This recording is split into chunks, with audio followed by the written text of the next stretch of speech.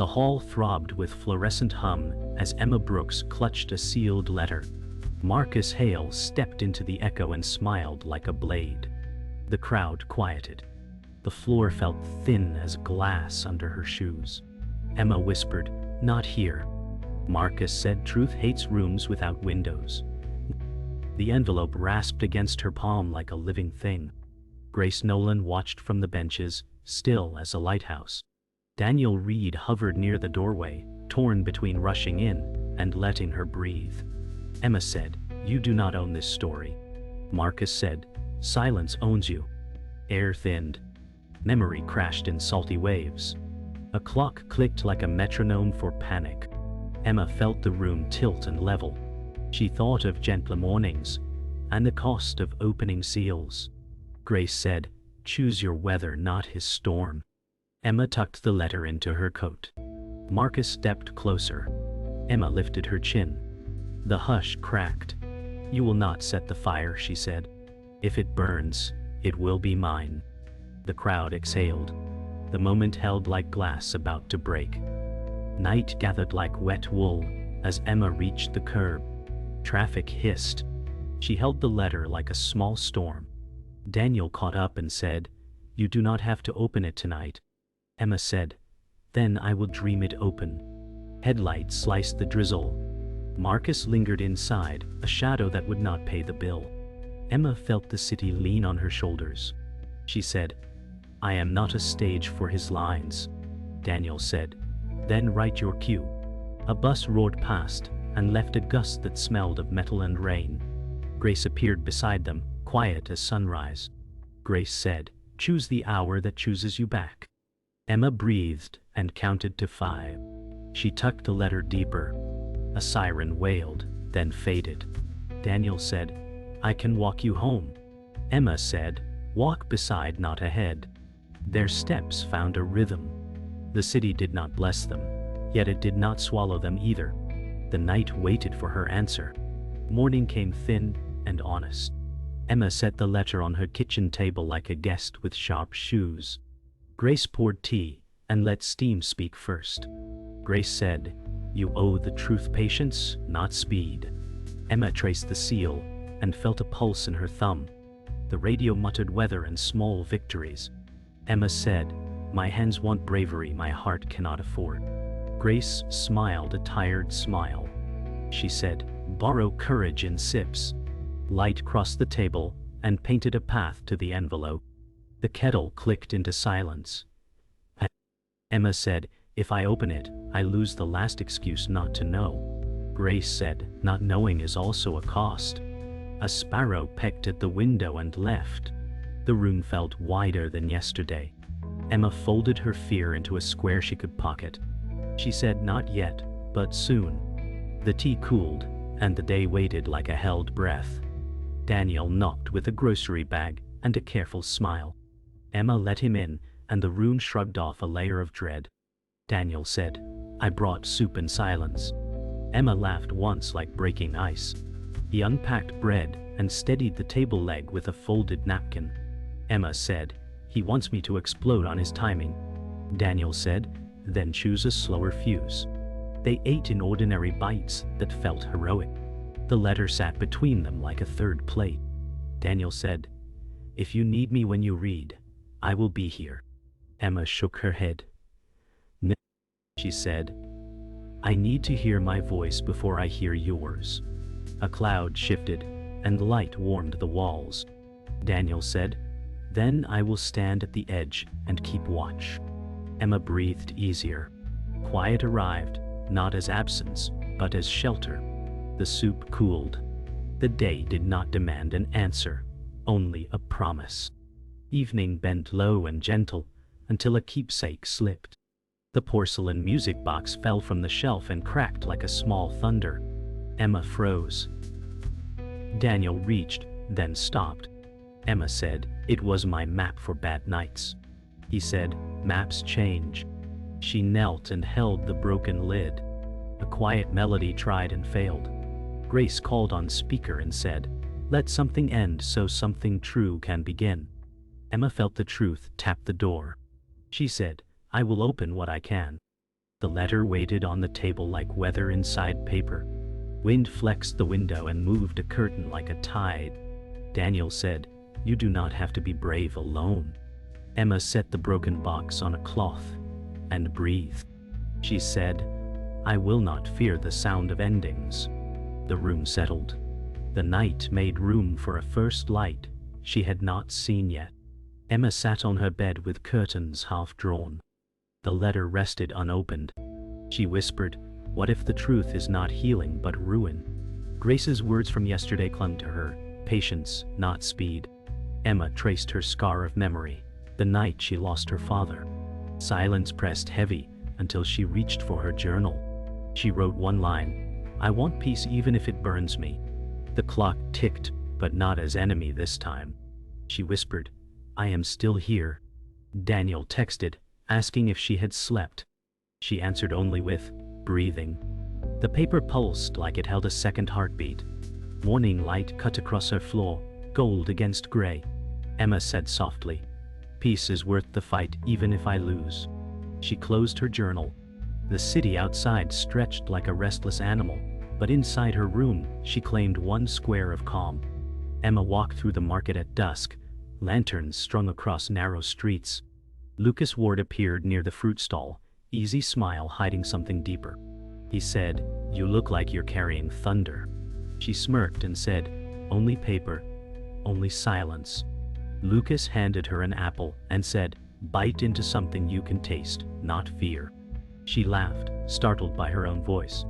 Emma asked, "Do you ever feel hollow in your own skin?" Lucas looked at the sky and said, "Only every day." Their hands brushed. The world felt warmer for a moment. A child tugged at his mother's coat, laughter breaking the air. Emma felt her chest loosen. She said, "Maybe hunger can be honest." Lucas said, "Hunger always tells the truth." The stalls glowed brighter, and Emma carried both fruit and possibility. Emma sat across from Grace in a quiet garden where autumn leaves turned the air copper. Grace poured tea and said, "You do not need to rush toward pain to prove you are strong." Emma frowned. She said, "But waiting feels like weakness." Grace shook her head. "Waiting is courage disguised." Birds flitted above, scattering the silence. Emma leaned forward. "If I read it, I cannot return to ignorance." Grace replied, "Ignorance costs as much as knowledge." The tea steamed between them like a soft shield. Emma pressed her lips tight.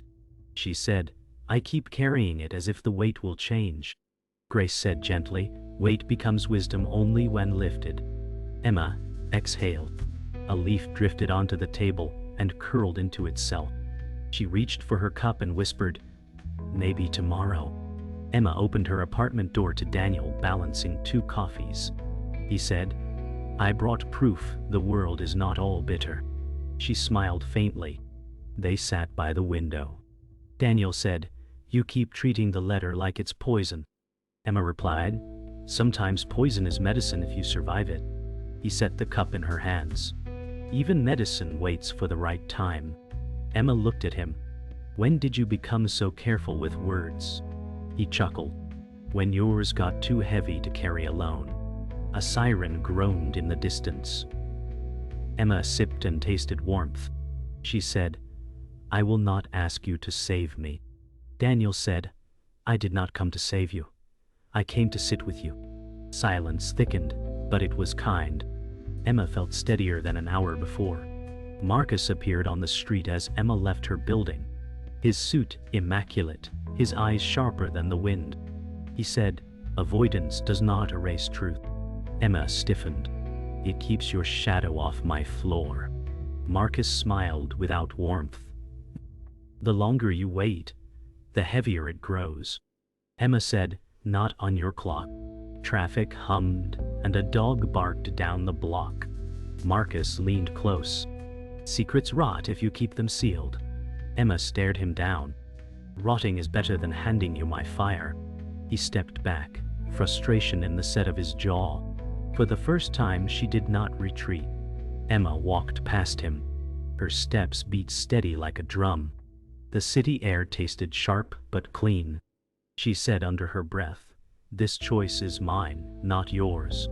Whispers traveled faster than elevators as Emma crossed the courthouse corridor. A clerk glanced up and looked away.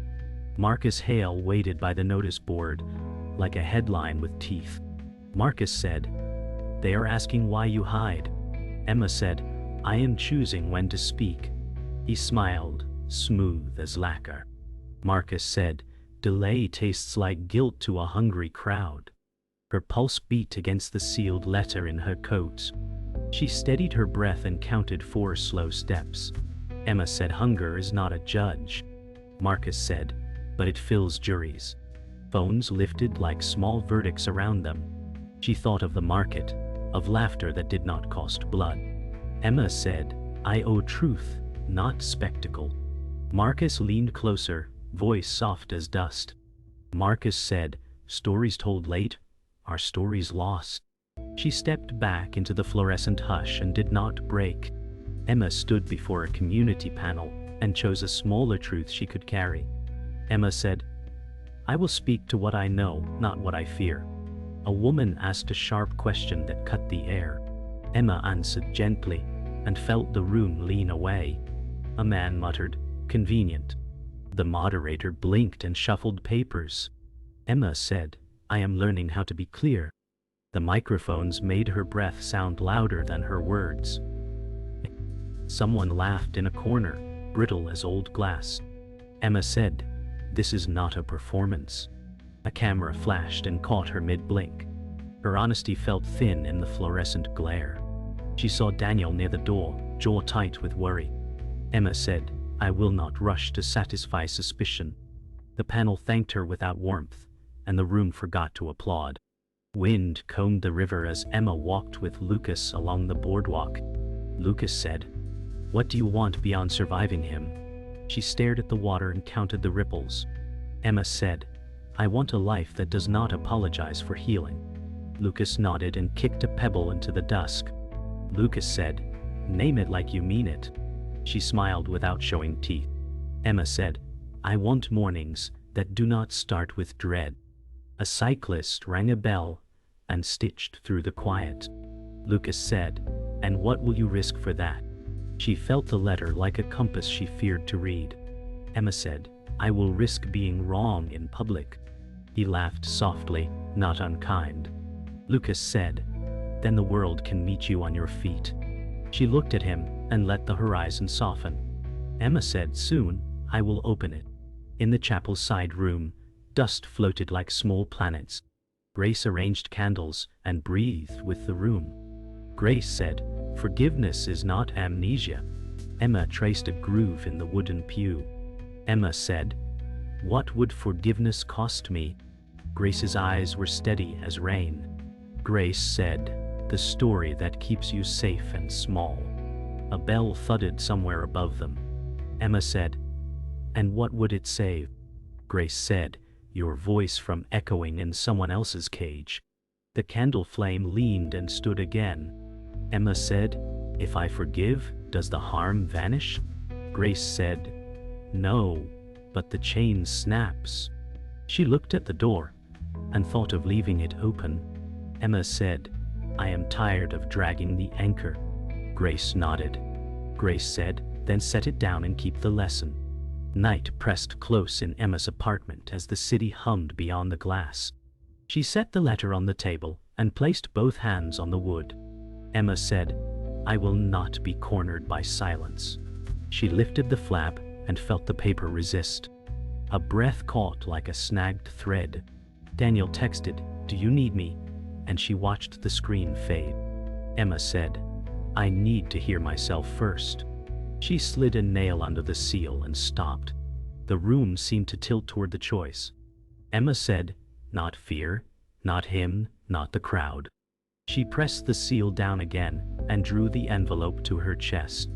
The decision surprised her with its steadiness. Emma said, "Tomorrow, and tomorrow on my terms." The city answered with a siren far away, then quiet. She placed the letter in the drawer and turned off the light. Emma walked through the library's dim aisles when Maya Chen appeared with a stack of files. Maya said, "You should see this." Emma frowned and whispered, Why me? Maya placed a folder on the table. Because it holds your father's handwriting. Emma's chest tightened. The folder smelled faintly of dust and ink. She flipped the first page, a letter not addressed to her but written for her. Emma said, "He knew I would find this." Maya nodded, eyes soft. Secrets rot, but truths survive in paper. Emma closed her eyes. Marcus had told a version she half believed, but this proof changed the frame. She said, "He was protecting me, not hiding from me." Maya said, "You needed to know that." The silence of the library felt holy. Emma whispered, "The villain may not be the one I thought." Emma left the library and leaned against the stone wall. Her breath fogged in the night air. She whispered, "Everything is upside down." Marcus emerged from shadow, voice smooth. Marcus said, "You found something, didn't you?" She kept her chin up. Emma said, "Truth is not yours to barter." His smile cracked thin. Marcus said, "You will drown in it alone." Emma's hands clenched around the folder. She said, "I will breathe under it before I drown under you." His eyes flickered, momentarily unsettled. Emma walked away, each step sharper than his silence. For the first time, she felt the ground belonged to her. Emma sat at her kitchen table and slid open her own sealed envelope. Her fingers shook, but the paper surrendered. Inside was a confession. Her father's apology and his reason for silence. She whispered, "He carried my pain for me." Tears blurred the ink. She read the line about Marcus exploiting grief, and her throat tightened. Emma said, "He was never the enemy I thought." The letter cracked her story wide open. She felt both betrayed and protected. Grace's words echoed, "Ignorance costs too." Emma pressed her forehead to the page. She whispered, "This changes everything." Outside, the city carried on unaware. But inside, her world broke and rebuilt in the same breath. Daniel sat across from Emma, his eyes heavy. He said, "I should have told you sooner." Emma looked up sharply. "You knew." He nodded, shame tugging his shoulders. "I kept it back because I was afraid it would break you." Emma's chest heaved. "Keeping it broke me anyway." He whispered, "I was wrong." Silence pulled long between them. Emma stared at him, torn between fury and relief. She said, "You are not my betrayer, but you are not innocent either." Daniel's eyes filled with regret. He said, "I want to do better." Emma's voice cracked, but held steady. "Then start by not keeping me from my own truth again." Emma stood at the balcony railing, city lights burning below. The wind caught her hair as she whispered, "I'm not as weak as I believe." She remembered her father's words in the letter, urging her to be unafraid of carrying her name. She closed her eyes and let the night soak her. Grace called on the phone. Grace said, "What do you see now?" Emma answered softly, a hidden strength. "It was waiting for me."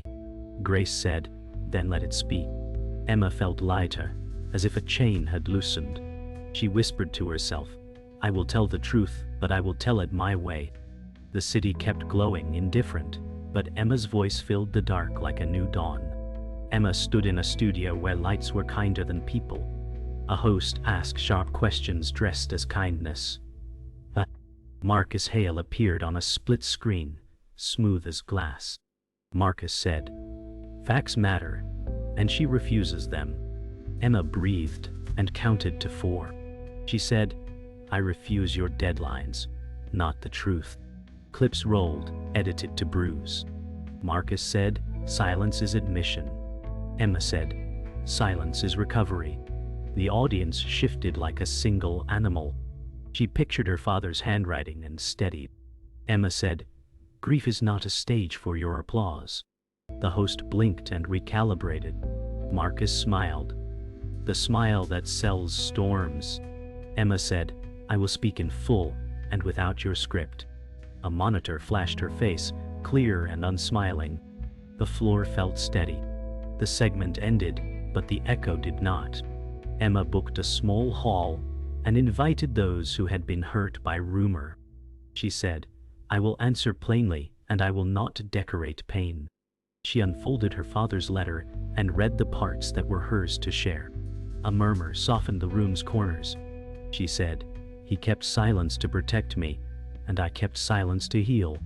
Questions came like rain on tin. Emma answered without armor. She said, "I was wrong about some things and right about others." A woman nodded, relief loosening her jaw. Emma said, "I choose transparency over theatrics." She set down the pages and faced the weight. Daniel stood near the wall, not a shield, only a witness. She felt emptied and cleaner. The hall exhaled, and the lights felt less cruel. On the river path, Lucas walked with Emma in a silence that respected bone. Lucas said, "You do not need me to stand between you and fire." She nodded, grateful and aching. Emma said, "I wanted a rescue I could outgrow." Lucas smiled and looked at the far bank. Lucas said, "I will not confuse closeness with custody." Wind stitched cold across the water. Emma said, "Stand beside me, not in front." He stepped half a pace back and let her lead. She felt the shift like a key turning. Lucas said, "If you want me, I am here. Not as proof, not as shield." Emma said, "Then walk with me while I learn my weight." Their steps found a rhythm that did not depend on rescue. The horizon widened without asking permission. In Grace's kitchen, simmering broth made the air honest. Grace said, "Healing asks for a surrender you have not named." Emma traced a knot in the table. Emma said, "If I let go of rage, what holds me up?" Grace's eyes warmed without melting. Grace said, "Truth and practice." Rain tapped the window like a patient teacher. Emma said, "Marcus does not deserve my peace." Grace nodded. Grace said, "Peace is not a gift you give him." Steam rose and wrote soft shapes in the air. Emma said, "Then I will choose it because it is mine." Grace smiled, small and deep. Grace said, "Let the past be a teacher, not a landlord." Emma felt a thread slacken inside her chest. She said, "I want a life that can carry light without breaking." Emma spread documents on her table, evidence that would clear one story and wound another. She said, "The truth does not come without a bill." Daniel stood near the shelf, quiet and steady. Daniel said, "If it hurts someone kind, is there another route?" Emma pressed her palm to the page that named dates and debts. She said, "Avoiding harm keeps harm alive." The music box, repaired with careful glue, watched from the mantel. Emma said, "I will speak with care, not with knives." Daniel nodded, grief in the nod. Daniel said, "I will stand where you ask me to stand." She gathered the pages into a folder that felt heavier than it looked. Emma said, "I will tell it all, even where it stings me." Night leaned against the window and did not argue. The hall was filled with restless murmurs as Emma stepped to the podium. Her heart thundered, but her voice carried calm. Emma said, "I am here with what is mine to give." Papers rustled in her hands, evidence of truth both painful and pure. She felt Marcus Hale's stare burn like frost from the front row. Emma said, "I will not perform. I will testify." Whispers stilled, the room listening in sharp silence. She remembered her father's letter, each word like a lantern. Emma said, "Secrets guarded me once, but silence nearly buried me." She raised her chin, her voice steady. "I will tell you the truth, even if it shakes you." The hall leaned closer. For the first time, Emma did not fear the echo of her own voice. Marcus rose sharply, his words cutting across the air. Marcus said, "She spins grief into the ether." He gestured to the crowd, voice smooth but strained. Emma steadied herself, resisting the pull of anger. She said, "My grief needs no costume." He sneered, "You twist timelines and trade in pity." Emma replied, "Your contradictions betray you, not me." Murmurs spread like a ripple across the audience. Emma felt her pulse but did not flinch. She said, "You exploit silence, but truth stands even if cracked." Marcus faltered, his polished smile failing to hold. Emma's calm became heavier than his rage. Emma faced the silence of disbelief. A woman whispered, "Can we trust her?" A man said, "She has no proof." Emma's throat tightened, fear clawing, but she steadied. She said, "I expect doubt, but I will not surrender to it." Her voice cracked, but she did not retreat. She lifted the letter, trembling yet firm. Emma said, "This is my father's truth, not a script I wrote." The crowd hushed, listening closer. For the first time, she spoke past her own fear. She said, "Even if you disbelieve me, I will not disbelieve myself." A weight lifted as her words filled the room like a slow tide. Marcus' mask cracked as he rose again. His voice broke, anger bleeding into desperation. Marcus said, "She wants sympathy, not truth." Emma held her ground. She said, "I want accountability." His fists clenched at his side, a tremor betraying him. The moderator shifted uneasily. Emma said, "I do not need you broken, only honest." Marcus shouted, "You will destroy me." Emma whispered firmly, "You did that yourself." The crowd gasped at the fracture. Emma felt the storm but chose calm. Her heart ached, yet her spine stood unbent. Silence swept the hall like a sudden tide.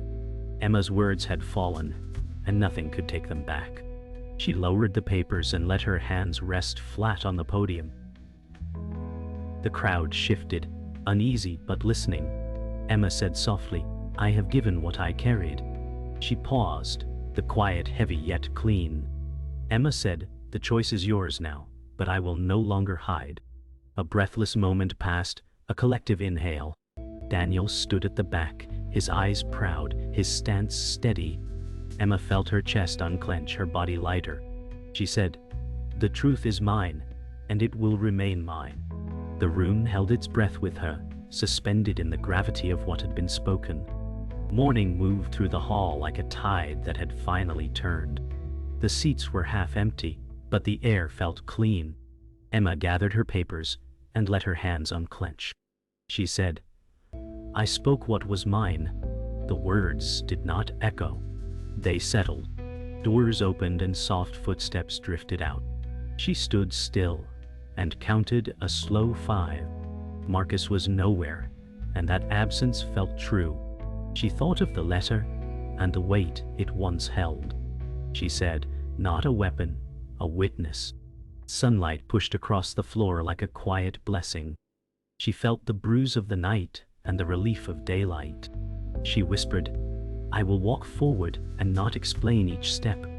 The silence agreed and did not bargain. In the doorway, Daniel waited without urgency. He said, "You did not need me, but I am glad I came." Emma smiled, small and real. She said, "I needed me, and I found her." They walked toward the street where the city sounded gentler. Daniel said, "I should have trusted you sooner." She nodded and let the truth pass between them. Emma said, "Trust me now by staying honest." He placed a hand over his chest and breathed. Daniel said, "I will learn that rhythm." They paused at the curb, not rushing the next light. Emma said, "Thank you for keeping watch." He answered, "I will keep it without holding you." The day felt wide enough for both of them. By the riverside, Lucas leaned on the rail and let the wind speak first. Lucas said, "You stood on your feet and did not bargain." Emma laughed softly and watched the water carry small lights. She said, "I feared the wave and found a shore." Lucas shifted back half a step and kept the space clear. Lucas said, "I will not be a shelter that blocks your view." She nodded and let the quiet lengthen. Emma said, "If we walk side by side." He answered, "No rescue, just company." A gull skimmed the surface and vanished into the bright. Emma said, "I am learning to want without hiding." The river agreed in a low silver voice. In Grace's apartment, steam from a kettle drew thin ghosts in the light. Grace said, "Healing is practice, not a finish line." Emma cradled the cup and felt its heat anchor her. She said, "I thought victory would be louder." Grace smiled with eyes that had seen storms. "Grace," said quiet, "is what you earn." A clock clicked and did not rush them. Emma said, "I will tell the truth even when no one watches." Grace nodded and folded a small cloth by the sink. Grace said, "Make a ritual of kindness to yourself." Emma breathed and let the steam blur sharp edges. She said, "I will keep the door open and the terms mine." Evening laid a quiet ribbon through the room. Emma set a small sunlit box on the table and placed the opened letter inside. She did not lock it. She said, "I will carry the lesson, not the chain." The repaired music box waited and did not demand a song. Emma touched the lid and let it rest. She turned to the window where the city breathed in blue. She said, "What was unsaid is no longer my burden." The room felt wider than the first night of fear. She clicked off the lamp and left the door unlatched. She whispered, "Peace will not need permission here." The final silence held like a vow that did not break.